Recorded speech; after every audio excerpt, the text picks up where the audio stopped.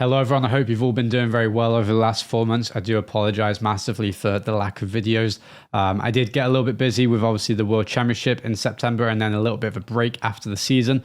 But then I was moving back to England and I did get a little bit lazy with this channel, so I do massively apologize for that. But on the positive note, I'm not giving up with this channel. I'm absolutely going to be keeping on pumping out this content, and then I want to keep getting back to it and try and get maybe one, maybe two max videos out a week. But with that being said, I do want you guys to give some suggestions in the comments of things that you want to see on this channel, things you want to learn, whether it's tutorials or carry on doing this analysis. I'm really open to anything, if not a mix of both. So please do let me know. I do have also thank you so much for the support that you guys are giving on some of the videos on this channel. It's been absolutely incredible. Some of the positive comments are great, and the fact that you guys learn is amazing to me. So I do have a replay analysis for you guys today. This is a 1v1 analysis of a Champ 3 versus an SSL. Okay, so a very big difference in skill level.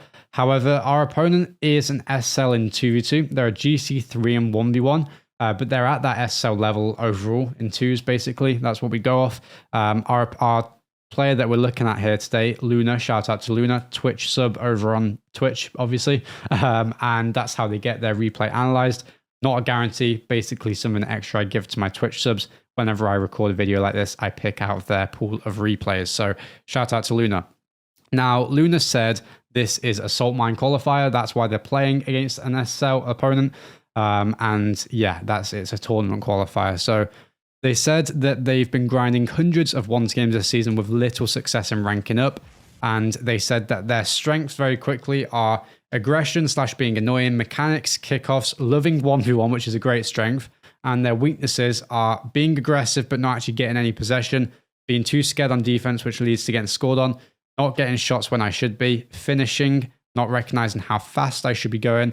They've been adapting the mentality of just go, go, go, and hope they learn. And lastly, possession. So our aim, as always with replay analysis, is to break some of these very broad, very kind of vague points down into more manageable things that we can specifically work on, okay?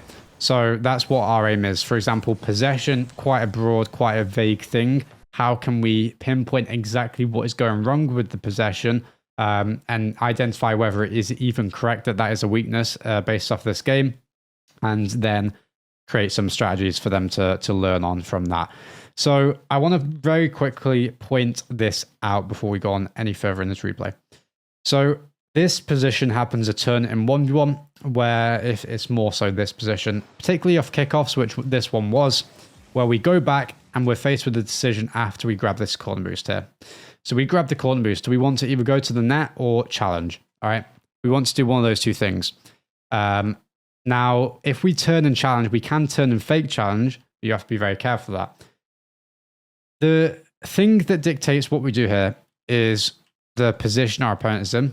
Obviously, like always, if the ball is bouncing in front of them, you can't challenge, because the amount of angle they can generate in terms of height on this ball is really easy. It's very easy for them to generate height, all right? Judging from your opponent's angle, you can see this a little bit better. They grab the mid boost, the ball is bouncing in front of them, and they see you challenge from, 1950. It's so easy for them to see. It takes you about 2 years to get there, because it always does in this position. You have to boost and turn and then go. It's a lot. If they are carrying the ball on top of their car or about to catch the ball on top of their car, you can turn and challenge. It doesn't mean you're not going to get outplayed, but it basically means you could challenge them if you wanted to, and you could get a dunk on them. You could get a good 50. If you turn and challenge in that position when the ball is bouncing in front of them, you're basically never going to get the ball off your opponent without conceding. So don't do it. Okay, that's just a pattern that happens a ton in 1v1. Now, the only situation, or I'll show it one more time, the only situation where we can turn and challenge is if your opponent takes a little bit too much time and they turn. It wouldn't happen in this position. It's too close to the wall. But if it was more out here, sometimes they turn a little bit to create an angle on their approach, and then you can quickly turn and cut that space down whilst they've created that angle, because there is no chance they can hit the ball around you basically for a small time period. But this isn't happening here. They're facing perfectly forward. Don't challenge in positions like that. The reason I spoke about it so much is because it's a massive pattern in 1v1 and happens time and time again. So we get caught in between two decisions there. Off of that kickoff, off of this position, we want to either make a touchback or just drive straight back using boost and cover the shot, which typically from this position is never going to be that threatening with our opponent clearly going to be on low boost. So we don't have to worry too much. You want to do one of those two things, okay? We get caught in between both of those two decisions and we do both of them at the same time or think about both of them at the same time. And then we give up an open net, basically. Your opponent, luckily for us, doesn't hit the open net and it's not the end of the world. But just be careful of that in the future. A good play from your opponent almost, but we do get away with it. We're not going to speak about that too much. A little bit of a mistake by getting too close to them when they were on the wall, but not the end of the world. You're very fluid, and this player's flips, they're very clean. They're very confident, I would say, with hitting the ball. And they're just very solid with their mechanics and have good movement overall, okay? They're very quick. Sometimes too quick, all right? And this is one of those circumstances where we're too fast here. We're trying to get a touch over and we rush it a little bit. And this is going to happen time and time again in this replay, okay? We're just taking not enough time and we're being too fast. We're being too panicky, okay? Now, is this because our opponent is SSL, level? We know that they're higher level than us. Perhaps, we're trying to play up to their level a little bit too much. Or do we do it overall a little bit too much, even in our own ranked games?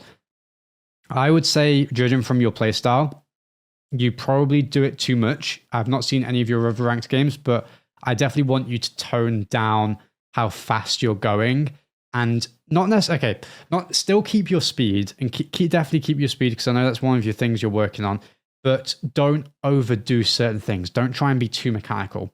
Things like this. Stuff like this is unnecessary, okay? It's really unnecessary. We don't even need to fake jump here because it doesn't do anything. Look, your opponent can see you, okay? They can see you. You get them to drop the ball off their car, but you're not getting them to flip anywhere necessarily, so you're not really doing enough. A better thing that you should be doing here is trying to get behind your opponent and so they can't see you, okay? Which this is fine. This is fine. Wait for them to turn in midfield and try and close that space down over time. Don't do these, fake jumps. Sometimes you can, sometimes they'll pay off, but you have to be getting behind your opponent's ball, on top of their car, so you can hide behind the ball, and then a fake jump would work. A fake only works if your opponent can't see you on the challenges, basically, when you're backwards like that, okay? So just keep that in mind. So challenges like this you can never do on the wall. It's very susceptible to a drive challenge, as you probably just learned from that live when you played this replay. As soon as you get demoed there, yeah, you can never do that. It's just too easy to drive challenge from your opponent's point of view. So again, just trying to do a little bit too much, all right?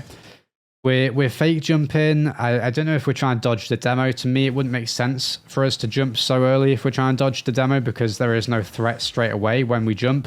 Our opponent is technically still falling and we definitely see this, okay? When we jump here, they just hit the ground, but they're not near us. So you actually make yourself vulnerable to the demo because you jump so early because they could hit you when you land. So I think we're trying to wave dash catch the ball or fake it, but you've got to think about, and I know I'm spending a long time on this, but it's a really big thing because you've faked a few times now. You've got to think about what you're actually faking.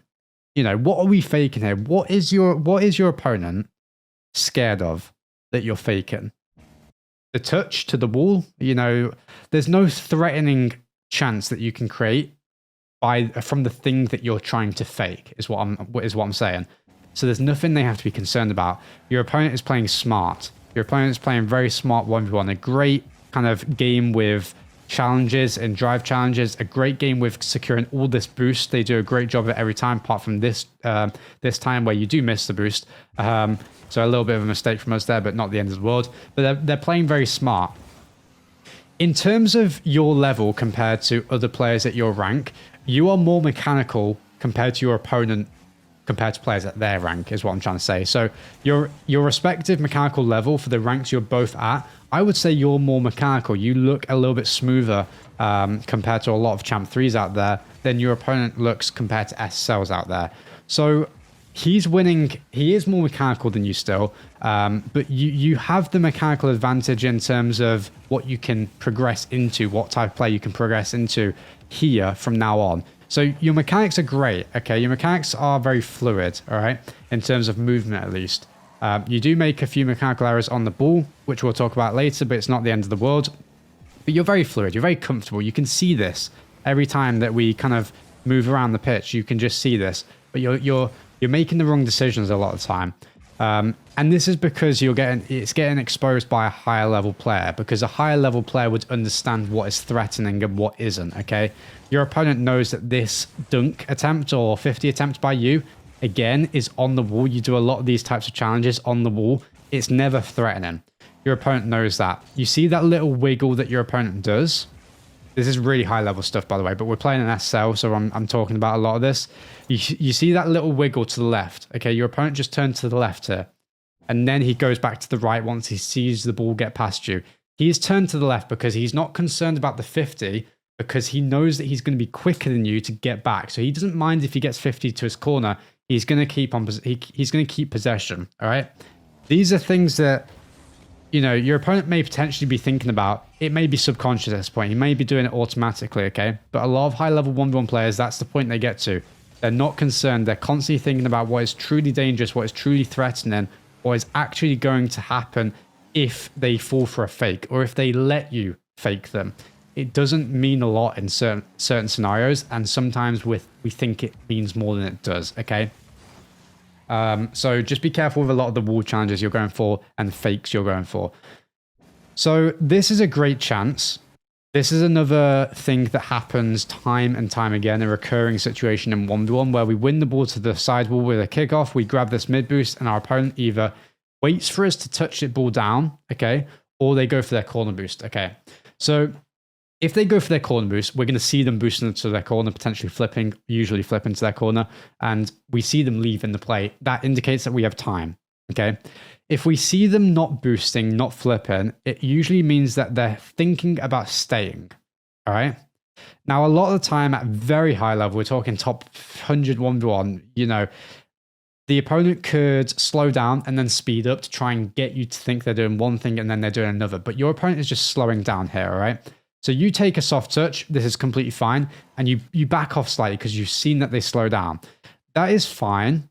However, I think a really good play for you to do is you get this soft touch, you know, you're trying to slow the ball down. It's not too soft, but you're setting up a shot. It's soft enough that you could set up the shot if your opponent went for the corner boost. Great. As soon as you see them not go for that corner boost, as soon as you see them completely slow down, forget about the ball. You should already be doing it now. Just forget about the ball. Go for that corner boost, okay? You do it eventually, but it's just slightly delayed.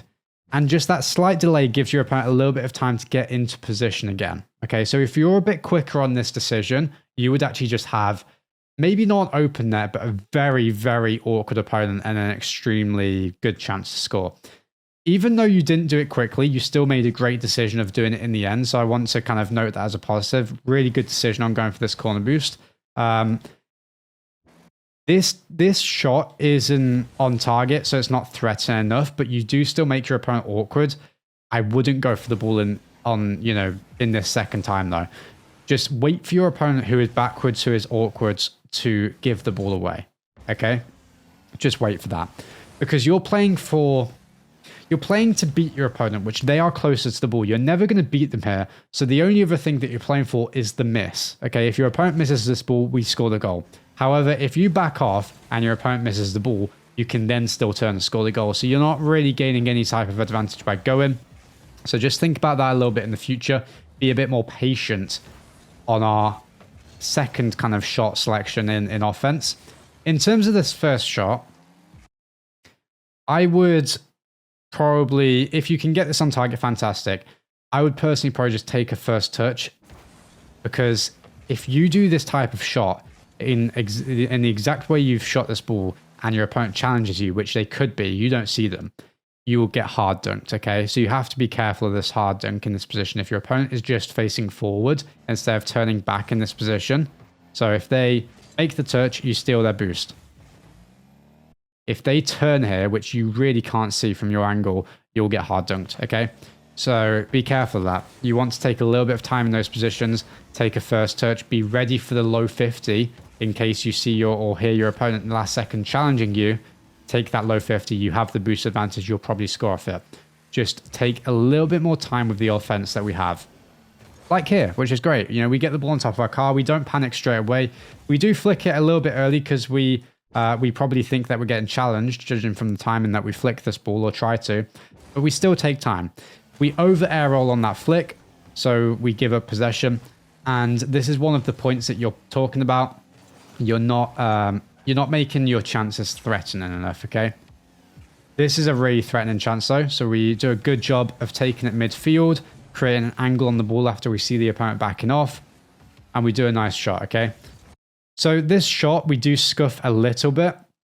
We actually just hit this ball with a single jump. Our flip actually doesn't make any type of difference on the ball here. If you slow this down, you'll see this a little bit better in terms of what I mean. That's the shot, okay? And then we flip. The flip doesn't do anything, so we're slightly delayed on flipping through the ball. We don't quite flip quick enough, okay? Bit of a tongue twister there. We don't quite flip quick enough. So that's going to happen. It's not going to happen exactly again. Really nice kickoff, by the way. Great kickoff. It's not going to happen exactly again in this replay, but something similar is going to happen that we're going to talk about in terms of your power shots and your power hits. That's going to be a mistake. And we'll talk about what you can do to improve them.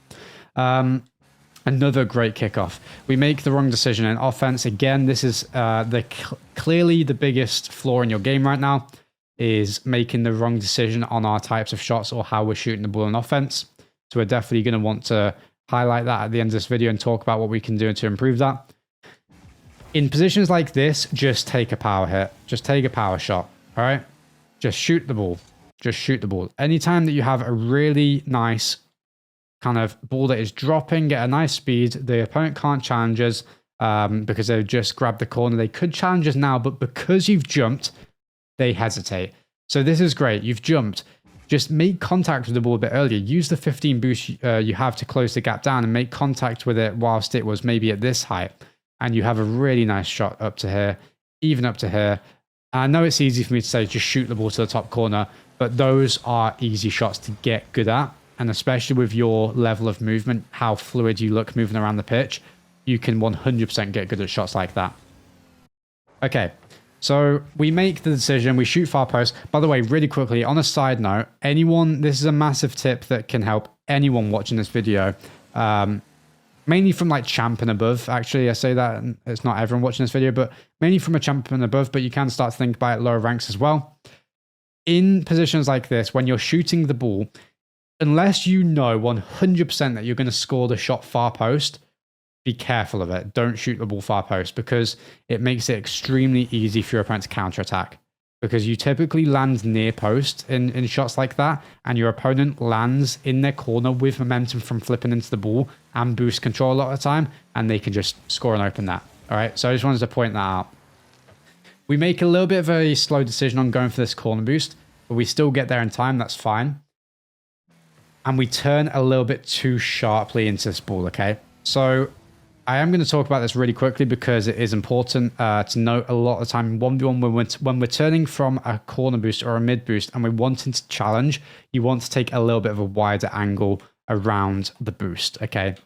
So if we're looking at this from above, we'll go here, we'll turn nameplates off. You want to take a little bit of an angle, kind of like, if you can go wide into the boost like that, fantastic. But sometimes you don't have the time. Sometimes your opponent here, they might be here instead. You don't have the time to do that. But you have to take a more wide loop towards your near post before you challenge. Okay? What you do instead is, we'll watch it. I'll have to go to this angle again. Fly cam. What you do instead is take a very sharp turn. You see this? Won't see it if I mess up the angle. You see this here? You take a very sharp turn like this, okay? And that leads to a really bad challenge where we're not covering anything at all. You'll see what I mean from your opponent's perspective a little bit better. See how from their angle, you're like, there's actually just no defender almost. You know, no one's even coming from the angle from the net, okay? My point is, when you're challenging the ball, you always want to be coming from goal side. Or not always, but most of the time, you want to be coming from goal side. What we mean by that is the middle of your goal or as close to it as we can be, okay? So as soon as you see this, just go for the corner boost. So we make the decision to play off pads. But yeah, as soon as the ball goes in the air, there is actually nothing we should be waiting for. So just flip back to your corner boost. You say, oh, well, what if he takes time, lets the ball drop, catches it, and stays on the ground? Then I'm there to challenge him, right? You know, well, great, but he has to wait for the ball to drop. In that time period that the ball is dropping, you would have time to go for the corner boost and then turn and then get close before it even drops. So the point is, as soon as the ball bounces up into the air off of kickoffs like that, always corner boost, always corner boost. Okay. We do another type of this challenge. This is, I think, is the second one or the third one in this game where we wave dash onto the wall, or we're just challenging near the wall on low boost. Be very careful of it, okay? You'll get a massive reality check very quickly once you do this against high-level opponents like this guy here, because from a high-level opponent's kind of mind, there is nothing to be afraid of. So they can just drive challenge you or just straight flip into the ball and crush you on the 50. It's a difficult ball to save, okay? So obviously we want to be double jumping, hitting the ball upwards and landing on our backboard. That's a high level thing to do consistently every single time and have confidence in it. It's also a high level thing to do when you're on the turn, which we are here. We're kind of on the turn here, so we need to do it now. It's hard to time, okay? So you can think about getting, you know, some training packs and trying that out. You can create the training packs yourself very easily. Super easy to do. Really nice kickoff, by the way. But yeah, on that last goal, it's a good attempt. It's not the end of the world. It was just a good flick from our opponent. Nice kickoff. Perfect. And then, yeah, another nice kickoff. You can tell by the flips. Your flips are really clean. Solid, so solid movement. But your shots are really bad. And I hope you don't mind me saying it, because it's an easy thing to improve. It's going to be one of the main things you can improve. This is a great thing, okay? You're a really, really good player, okay? Moving around the pitch, you get great chances. You create great chances from your kickoffs. Just in general, you find yourself having really nice chances from the sides of the pitch like this. You've had a couple chances from the other side, positions like here. So the only thing we need to get better at is generating good types of shots, good types of power on our hits, okay? In this instance, we don't generate enough angle from the ball. Okay, from our car. So when you shoot the ball like this, we want to be either air rolling if we have time to get behind the ball and air rolling underneath it, okay? Kind of like this. I'll show this very quickly. If you have time underneath the ball, you can air roll behind it and underneath it and hit the ball like that, okay? That's going to generate a lot of power on your hits. If I can show what I mean, try and set this up so it's good. Kind of like this. If the ball is dropping, you have time underneath it, behind the ball, you can get behind it, get underneath it, and use that air roll to generate the power. When the ball is in front of us, for example, bounce dribbles, that gets really tough to do, and we typically don't have much time to boost and then jump and then flip because we're very close to the ball. We don't have that time. We don't have that space to move into. So a better type of hit that we're going to use, or a better type of flip, is simply a side flip, okay?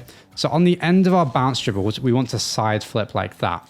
That's going to create way more power. Now, what you're doing wrong is you're diagonal flipping. So I'll just show what this looks like. When we hit the ball, we want to have our car touching the ball for the least amount of time. That's going to generate the most amount of power, okay? It's going to create a very snappy shot, all right? That's what we want. This is not what we want, where we're kind of like dragging our car over the ball or through the ball, and we're hitting it. It feels like we're hitting it for longer. You'll know what I mean when you try this. With a side flip, you're hitting it for a shorter amount of time. It's very snappy, all right? And we'll see this again in this replay. The last one we'll show, we'll go back into the end of this replay. But yeah, that's very snappy, okay? That's what we want. So one of the main things I want you to work on is bounce dribbles around the pitch like this, keeping the ball at a nice angle, maybe turning different ways so we can always decide what we want to do. Bounce dribble at the end, and then as we get to the end of our dribble, we want to just shoot, okay, with a side flip most of the time, and work on different types of different angles, different types of shots. And you'll see I didn't mean to do it, but this is a good one to show. If you mess up like I did here, you'll understand why you mess up if you look for it. And you'll see that I turn into the ball too much here, okay? And I take too long to flip, all right? So I'm making contact with the front of my car on that shot there instead of the front corner, all right? Very different things. So if you notice that, next time I shoot like that, I'm going to stay more to the left side of the ball rather than cutting in as much. And I'm going to be a little bit quicker with flipping, so we make contact with the corner of our car and not the front, okay? That's going to generate a way better shot. Okay, so we obviously diagonal flip through the ball. And now that we've spoken about that, you can see a little bit better with what I mean. And we're dragging the ball a little bit. We're staying underneath it too long. We're not side flipping, and therefore we're not going to get that shot. Now, because the ball is heading towards the net, you have to be very precise with your flip here because there's not as much angle automatically from the ball. So you want to delay your flip underneath the ball slightly on shots like this with the side flip, and that's going to get it on target. I'm not going to speak about that too much because you'll learn over time how to do that in certain situations and when to do it, basically. So I won't speak about it too much. A great decision, a great awareness of understanding that your opponent is going to take this ball back, and we turn with him instead of going back to net. Now, a better challenge here would be a drive challenge, 100%. You'll demo your opponent in this position if you drive challenge them, and you'll just have an open net and a free ball to score that open net with. So that would be way better there. But coming to the end of this replay, it's going to be borderline impossible to get anything worth a goal at this point. And yeah, we are going to lose in the last 5 seconds. 3-6, but basically 3-5. You know, we gave up a goal at the end there, but it's basically 3-5 for most of this replay, I guess, or kind of 2-4, 2-5. So it's kind of close, okay? That's what I'm trying to say. You do a great job, okay? You do a great job. Now, the main thing I want you to focus on is definitely those bounce dribbles, those power shots, because we want you to have a go-to in offense. We want you to have something that you rely on, okay? An attacking move that you're going to rely on most times, okay? A lot of players choose flicks, like me. I chose flicks, but some players prefer bounce dribbles and bounce shots, kind of like O'Khalid back in the day. A great player to learn how to kind of bounce dribble and when to shoot and when to low 50 and stuff like that. And that's why it's so effective, by the way, because you can turn it into a low 50, you can turn it into a shot and things like that. But you definitely want to improve on that regardless of whether you kind of pick it as your main kind of thing that you're going to work on. You want to improve on it anyway. And yeah, one of the main things that's really simple is just bounce dribbling over and over again in free play and hitting a good shot at the end of it. Doing it over and over again. It's just going to be reps with that. Now, the other things that I want you to kind of focus on. First off, you've got great kickoffs and you've got great movement. Keep on improving those things naturally. Keep on using those things. They're absolutely fantastic. I want you to be very careful with overdoing it and trying to do too much. Now, naturally, if you focus on the bounce dribbles, if you focus on picking one thing that you're going to get good at in offense and using it over and over again, that's going to eliminate that kind of factor. So don't worry about it too much. It's going to naturally fix itself, but definitely just be aware of it slightly, especially in defense with fake challenges and fake jumps and stuff like that we were doing. That is just a little bit too much. And also be very careful with 50ing near the wall because that happened 3 times. But yeah, this replay was good. Okay. Now, I hope that the mistakes in this replay were similar to the mistakes you're making in your other games. Unfortunately, I don't know that, but hopefully maybe you can tell me a little bit about it. Because Yeah, they might not be, okay, but this is a higher level opponent. You did a good job of it. Hopefully you guys have learned something from this higher level opponent, what it looks like to be playing against one. You know, there's not much you can do to beat these guys. You have to play very aggressive in terms of demos, I think, if you want to have a chance. But that gets very messy. It's hard to do it in 1v1. You did a good job, and I hope you learned something from it. If you do have any questions on anything, please do feel free to reach out to me in the comments. I will be reading the comments in this video.